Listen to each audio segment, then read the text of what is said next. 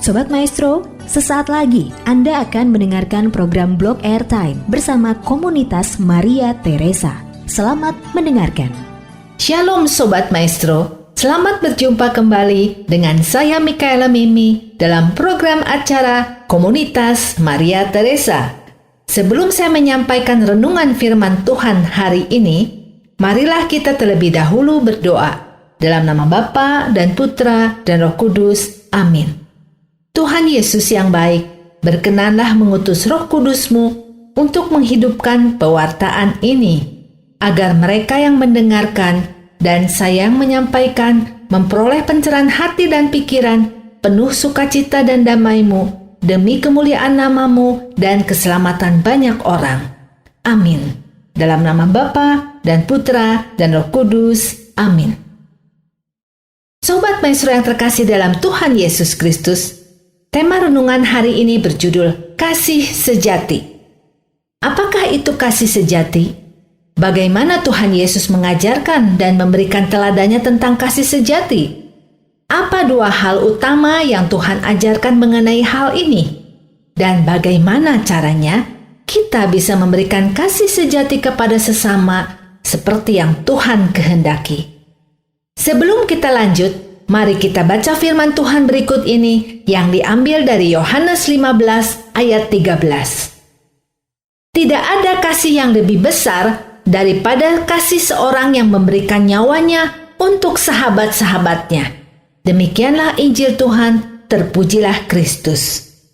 Sobat Maestro, ini adalah kalimat yang diucapkan Yesus setelah Yesus memberikan perintah untuk saling mengasihi kepada murid-muridnya. Apa arti memberikan nyawa untuk sahabat-sahabatnya? Artinya adalah mengasihi dengan totalitas tanpa batas. Tidak ada hitung-hitungan, tidak pamrih, tulus ikhlas. Motivasinya karena ingin selalu memberi dan membuat orang lain bahagia. Apapun akan dikorbankan demi orang yang betul-betul dikasihinya. Apa totalitas tanpa batas yang telah Yesus tunjukkan kepada kita? Dari sengsara dan wafat Kristus, kita melihat bukti akan begitu besar kasih Allah kepada manusia. Ia menderita sedemikian beratnya dan menyerahkan nyawanya bagi kita dengan mencurahkan darahnya, pemberian diri yang sehabis-habisnya. Demi apa? Demi kebaikan manusia, agar manusia terhindar dari maut atau kematian kekal akibat dosa, dan kelak manusia dapat bersatu dan berbahagia bersamanya selama-lamanya. Inilah totalitas tanpa batas yang Tuhan nyatakan kepada kita. Jadi, rancangan Tuhan sejak semula manusia diciptakan adalah agar manusia hidup berbahagia bersamanya selama-lamanya. Oleh karena itu, kita yang masih hidup di dunia ini pun harus mengusahakan kebaikan, kebahagiaan bagi sesama, agar kelak kita pun bisa mengalami kebahagiaan kekal bersamanya di surga. Jadi, dalam membangun relasi kasih, kita harus memiliki kasih yang seperti kasihnya Yesus, yaitu kasih yang melibatkan tubuh dan jiwa, seperti yang dinyatakannya di atas kayu salib. Inilah kemurnian kasih yang Tuhan ajarkan kepada kita. Dan inilah yang dinamakan dengan kasih sejati, yaitu kasih yang seperti kasihnya Tuhan Yesus, yang menginginkan kebaikan atau kebahagiaan bagi orang yang dikasihi, dengan rela berkorban bagi orang yang dikasihinya. Nah, Sobat Maestro, bagaimana kita bisa memberikan kasih sejati seperti Tuhan Yesus? Tuhan Yesus telah menunjukkan caranya, yaitu dengan cara mengasihi dan memberikan diri, seperti yang telah dilakukannya lewat pengorbanannya di atas kayu salib untuk menebus dosa manusia. Jadi, Yesus telah mengajarkan kepada kita caranya, yaitu dengan melakukan belas kasih dan memberikan diri dengan cara rela berkorban bagi orang lain. Sobat Maestro, dalam Konsili Vatikan II, Gaudium et Spes 24 dikatakan, manusia dapat sepenuhnya menemukan jati dirinya hanya di dalam pemberian dirinya yang tulus. Jadi kata kuncinya, kalau kita mengasihi itu memberi dan memberi dengan tulus dan tidak berharap kembali atau dibalas atau untuk mencintai balik kita. Kalau saya masih di tahap saya sudah mencintai, kamu kok enggak? Saya sudah memberi perhatian, kok kamu enggak? Saya sudah berbuat yang terbaik begini dan begitu, tapi kok enggak dihargai? Berarti saya belum melakukan yang namanya mencintai atau mengasihi. Kenapa? Karena kasih itu memberi. Dan pemberian yang tertinggi itu justru adalah pemberian diri. Pemberian diri siapa? Pemberian diri kita untuk orang yang kita kasihi. Seperti halnya Tuhan Yesus yang memberikan diri seutuhnya tanpa syarat bagi kita umat manusia yang sangat dikasihinya. Kita pun mau mengikuti jejaknya dengan rela berkorban demi kebaikan dan kebahagiaan orang yang kita kasihi. Tidak lagi memikirkan untung rugi dan terus-menerus fokus hanya pada kesenangan ataupun persoalan pribadi. Nah, Sobat Maestro, jadi kita sudah mengetahui ada dua hal utama dalam sebuah relasi kasih sejati yang Tuhan Yesus ajarkan. Yang pertama adalah menghendaki kebaikan atau kebahagiaan bagi orang yang dikasihi. Orientasinya dalam berelasi adalah bagaimana caranya untuk membahagiakan orang lain, menolongnya untuk menjadi pribadi yang lebih baik, dan membantunya untuk hidup kudus dan lebih dekat dengan Tuhan, sehingga orang tersebut bisa merasakan kasih karunia Tuhan. Yang kedua adalah rela berkorban demi kebahagiaan orang yang dikasihi. Mengasihi akan memampukan orang untuk berbuat apa saja demi orang yang dikasihinya.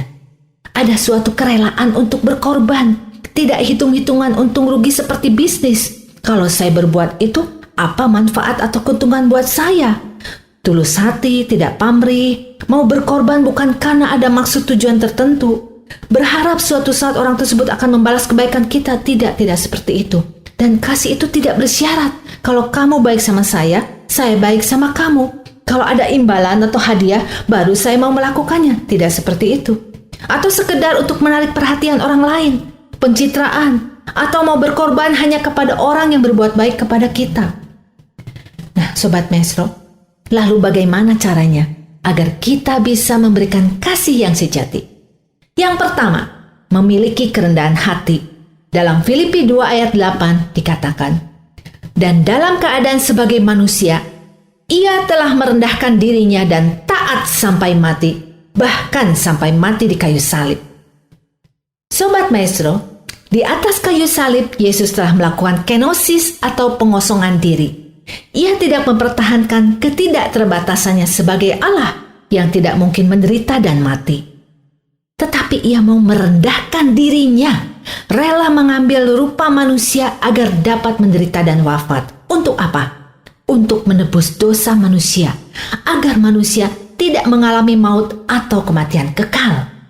Inilah teladan luar biasa, satu bentuk kerendahan hati yang diteladankan oleh Tuhan bagi kita. Kerendahan hati membuat kita mau berkorban demi kebaikan orang yang kita kasihi. Yang kedua adalah menerima orang lain tanpa syarat. Dalam firman-Nya Roma 5 ayat 8 dikatakan, akan tetapi Allah menunjukkan kasih-Nya kepada kita oleh karena Kristus telah mati untuk kita ketika kita masih berdosa. Sobat Maestro, Tuhan Yesus mengorbankan nyawanya bagi kita, bukan ketika kita sudah berbuat baik, tetapi ketika kita masih berdosa, bahkan sebelum kita berbuat dosa. Kita mau menerima orang lain apa adanya, dengan segala kekurangannya, tidak menuntut, tulus hati, tidak membanding-bandingkan. Karena justru kalau kita mengasihi seseorang, maka kita akan berusaha untuk membuatnya menjadi pribadi lebih baik melalui perhatian, belas kasih, pelayanan, dan pemberian diri kita yang tulus. Lalu yang ketiga, bagaimana bisa memberikan kasih yang sejati adalah mengampuni tanpa batas. Dalam firman-Nya Matius 18 ayat 21-22 dikatakan, kemudian datanglah Petrus dan berkata kepada Yesus, Tuhan, sampai berapa kali aku harus mengampuni saudaraku jika ia berbuat dosa terhadap aku? Sampai 7 kali?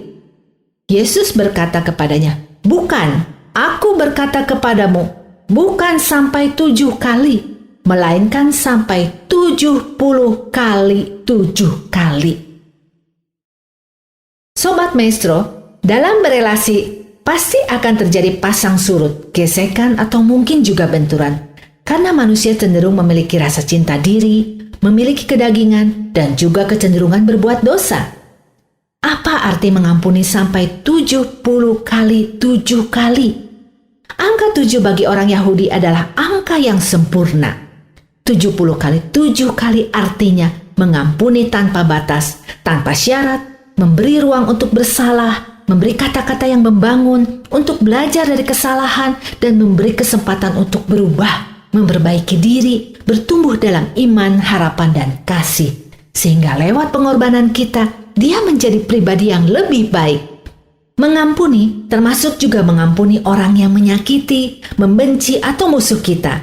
Karena kita juga tahu bahwa mengampuni adalah inti daripada kasih itu sendiri. Yang keempat adalah melekat pada Sang Sumber Kasih. Firman Tuhan dalam Yohanes 15 ayat 5 mengatakan, "Akulah pokok anggur dan kamulah ranting-rantingnya. Barang siapa tinggal di dalam aku dan aku di dalam dia, ia berbuah banyak. Sebab di luar aku, kamu tidak dapat berbuat apa-apa." Sobat Maestro, ini sebetulnya bagian yang terpenting.